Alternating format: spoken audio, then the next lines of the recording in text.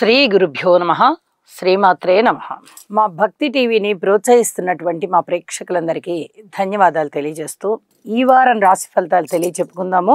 13 July నుంచి 19 July వరకు గల కాలానికి గ్రహస్థితులు ఏ విధంగా ఉన్నాయి, వాటి యొక్క దృష్టులు, ఇతర గ్రహాలతో కలయిక వివరాలన్నీ కూడా తెలియచెప్పుకుందాం. వృషభ రాశిలో శుక్రుడు, రవి గురులు మిథున రాశిలో, బుధుడు కర్కాటక రాశిలో, కుజ కేతువులు ఇద్దరు సింహరాశిలో, చంద్రుడు వచ్చేసి మకర రాశిలో, అలాగే రాహు కుంభరాశిలో, శనిగారు వచ్చేసి మీనరాశిలో. గ్రహస్థితులు వార ప్రారంభంలో ఈ విధంగా ఉండగా వారాంతానికి వెళ్ళేటప్పటికీ చంద్రుని యొక్క గమనము మేష రాశిలోకి వచ్చి ఉన్నది. అలాగే రవి గారి యొక్క స్థితి మిథున రాశి నుంచి కర్కాటక రాశిలోకి వచ్చి ఉన్నది. వారాంతంలో రవి బుధుల యొక్క కలయిక జరుగుతూ బుధాదిత్య యోగం ఏర్పడింది. ఇది చక్కటి యోగం. ఏ రాశిలో ఉన్నా కూడా మంచి ఫలితాలనే ఇస్తారు వారు. అలాగే కుజ కేతువుల యొక్క స్థితి ఆధ్యాత్మిక చింతనని తెలియజేస్తూనే సర్పదోషాన్ని తెలియచేస్తూ ఉంది. ఇది కూడా పరిహారాలు చేసుకోవలసినటువంటి దోషం. అలాగే శనిగారి యొక్క 3వ దృష్టి శుక్రాచార్యుల వారి మీద ఉంది. ఏ విధంగా అయినా సరే భార్యాభర్తల మధ్య కలహాలు రావడానికి అవకాశం ఉండడము, భార్యాభర్తలు ఇద్దరు కూడా కాస్త ఎడమొగం పెడమొగంగా ఉండడానికి అవకాశం ఉండేటటువంటి దృష్టి అన్నమాట ఇది. శనిగారి దృష్టి శుక్రాచార్యుల మీద ఉండడంతో ఆ విధమైనటువంటి ఫలితం ఉండే అవకాశం ఉంది. అలాగే రవి గురుల కలయిక మనము ఇప్పటికే నెల రోజుల నుంచి చెప్పుకుంటున్నాం. గురు మూఢమి కింద లెక్క అని. గురు రవిల కలయిక వల్ల గురువు గారి యొక్క ఆ బ్రైట్నెస్ ఏదైతే ఉందో అది తగ్గిపోతుంది అన్నమాట. రవి గారి యొక్క కాంతి కిరణాలలో గురువు కప్పబడిపోతారు అని చెప్పి మనకి ఈ శాస్త్రం తెలియజెప్తుంది. ఎవరితో కలిస్తే వాళ్ళతో అస్తంగత్వ దోషం అబ్బుతుందన్నమాట. రవి ఎవరితో కలిసినా కూడా అలా ఉంటుంది. ఆ తదుపరి గురువు గారి యొక్క 9వ దృష్టి రాహు మీద ఉంది. నాస్తిక భావాల్ని విడనాడేటట్టు చేస్తుంది, లేదా అప్పటి వరకు నాస్తిక భావాలు ఉన్న వాళ్ళని కాస్త ఆ భావాల నుంచి మళ్ళిస్తుంది. పరస్పర విరుద్ధమైనటువంటి భావాలు ఏర్పడుతూ ఉంటాయి. గురు రాహువుల యొక్క కలయిక కానీ దృష్టి కానీ నాస్తిక భావాలని ఈయనే ఉత్తేజింపజేస్తారు. అలాగే మళ్ళీ వాళ్ళనే రియలైజ్ చేస్తారు. అలాంటి పరిస్థితులు ఉంటాయి. ఇక చంద్ర బుధుల యొక్క పరస్పర దృష్టి కనిపిస్తూ ఉంది. అయితే ఇది చాలా మంచిది అనేది చెప్పడానికి రాదు.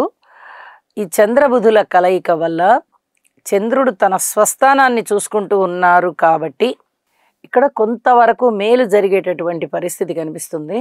అలాగే ఈ చంద్రబుధుల కలయికలో వ్యాపారానికి సంబంధించినటువంటి ఆలోచనలు బాగా వృద్ధి అవుతూ ఉంటాయి. కాకపోతే అవి ప్రణాళికలకే పరిమితం అవుతూ ఉంటాయి. ఇలాంటి పరిస్థితి ఇక్కడ కనిపిస్తూ ఉంది. ఇక వారాంతంలోకి వెళ్ళేటప్పటికి బుధాదిత్య యోగం చెప్పుకుని ఉన్నాం కదా. ఇక కుజుని యొక్క రాహు మీద దృష్టి 7వ దృష్టి కానీ, శనిగారి మీద ఉండేటటువంటి 8వ దృష్టి కానీ వార ప్రారంభంలోనూ ఉంది, అలాగే వారాంతంలో కూడా ఉంది. ఇంకా గ్రహాలు మారలేదు కాబట్టి వారాంతంలోనూ ఉంది. వీటికి తప్పనిసరిగా పరిహారాలు చేసుకోవాల్సిందే. ఎందుకంటే ఈ కుజ కేతు కలయిక కానీ, కుజ రాహు దృష్టులు కానీ కలయికలు కానీ, కుజ శని దృష్టులు కానీ కలయికలు కానీ చాలా ఇబ్బంది పెడతాయి మనుషుల్ని. ఎంత ఇబ్బంది పెడతాయంటే అయ్యే పనులు ఆగిపోవడం, పనులు మొండిన పడడం, ఎంత ధనము ఖర్చు పెట్టవలసి రావడం, అలాగే పూర్తిగా ఆటంకాలు ఏర్పడిపోవడం అన్నమాట. అలాగే అనారోగ్యం సూచించడం, ఇవన్నీ కూడా ఉంటాయి. ఎవరి జన్మ జాతకంలో అయితే ఇలాంటి గ్రహస్థితులు కూడా ఉన్నాయో వారు కొంచెం జాగ్రత్త పడండి. అంటే కుజుని దృష్టి రాహు మీద కానీ, లేదా శనిగారి మీద కానీ, శనిగారి దృష్టి శుక్రాచార్యుల వారి మీద కానీ ఇలా ఉన్నప్పుడు తప్పనిసరిగా స్తోత్ర పరిహారాలు చేసుకోండి. వీలైతే నవగ్రహ హోమం చేసుకోండి. లేని పక్షంలో ఈ కుజ కేతు శని రాహు శుక్ర ఈ 5 గ్రహాలకి తప్పనిసరిగా స్తోత్ర పారాయణాలు చేసుకోండి.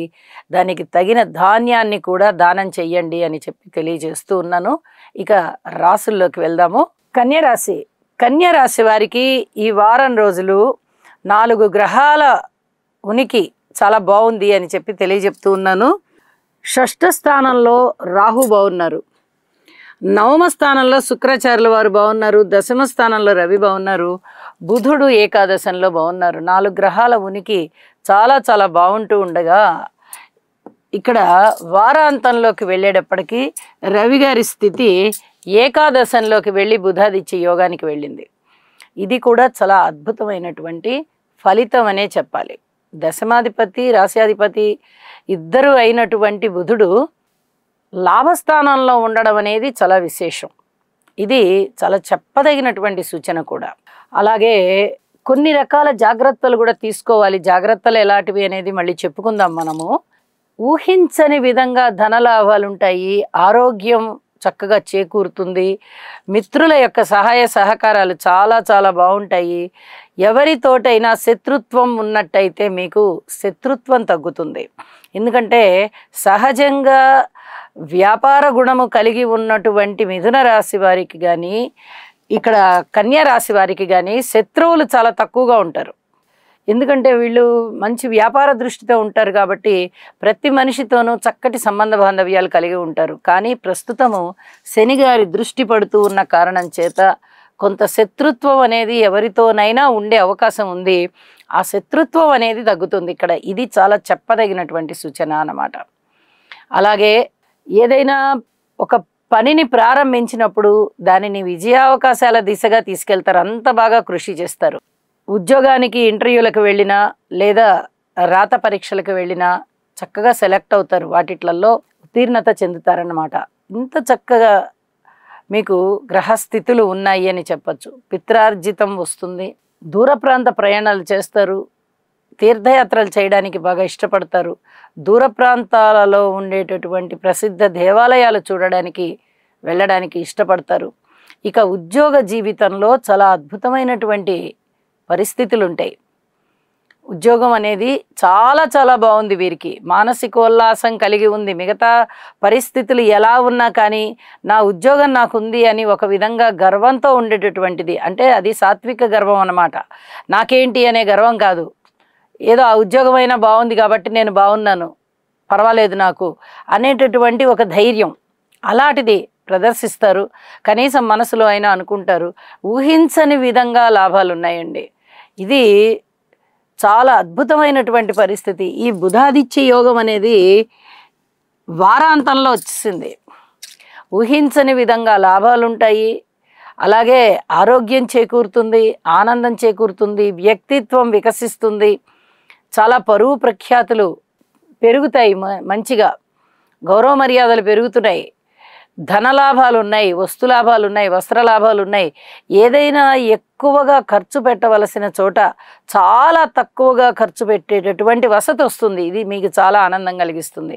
ధనం మిగిలిపోతుంది కదా, 10 రూపాయలు ఖర్చు పెట్టాల్సిన చోట 2 రూపాయలు ఖర్చు పెడుతున్నారంటే మీకు 8 రూపాయలు మిగిలినట్టే కదా. అది ఇక్కడ చాలా స్పష్టంగా కనిపిస్తోంది అని చెప్పి తెలియచేస్తూ ఉన్నాను.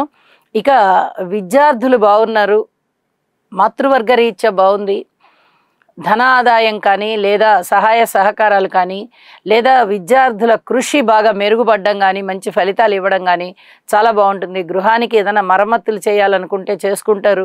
నూతన గ్రహాలు కొనుగోలు చేయాలి అనుకుంటే మటుకు కొద్దిగా ఆగండి, ఇంక కొద్ది రోజులు ఆగండి అని చెప్పి తెలియజేస్తూ ఉన్నాను. సంతాన రీత్యా ఓర్పు కలిగి ఉండండి. భార్యాభర్తల అనుకూలతలు అంత బాగా లేవు, వ్యాపార భాగస్వాముల మధ్య కూడా అనుకూలతలు లేవు, కానీ వ్యాపారం బాగా జరుగుతుంది. ఇది చెప్పదగినటువంటి సూచనగా తెలియజేస్తూ ఉన్నాను.